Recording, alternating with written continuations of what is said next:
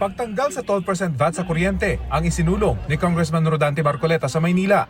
Naroon din si Philip Salvador na nais labanan ng korupsyon, kriminalidad at iligal na droga. Kasama rin nilang nangampanya noon si Mark Louie Gamboa. Programang pag-agrikultura at suporta sa mga magsasaka ang itinutulak ni Senator Amy Marcos. Industrial hubs at maayos na sahod sa probinsya ang panukala ni Ariel Quirubin. Nagtungo naman sa Cebu si Tito Soto at Senator Pia Cayetano. Sa Oroquieta City, Misamis Occidental, kinilala ni Senator Francis Tolentino ang papel ng mga LGU. Suporta sa mango farmers ang isinulong ni Congresswoman Camille Villar sa Pangasinan. Pagtanggal sa VAT sa kuryente ang isa sa ipinangako ni Benher Abalos.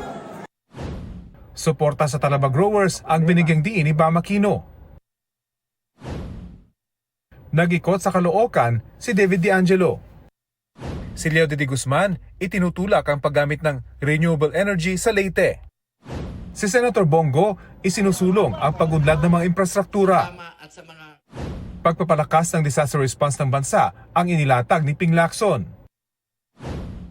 Agritourism naman ang balak tutukan ni Senator Lito Lapid sa Cebu. Patuloy naming sinusundan ang kampanya ng mga tumatakbong senador sa eleksyon 2025. Rafi Tima nagbabalita para sa GMA Integrated News.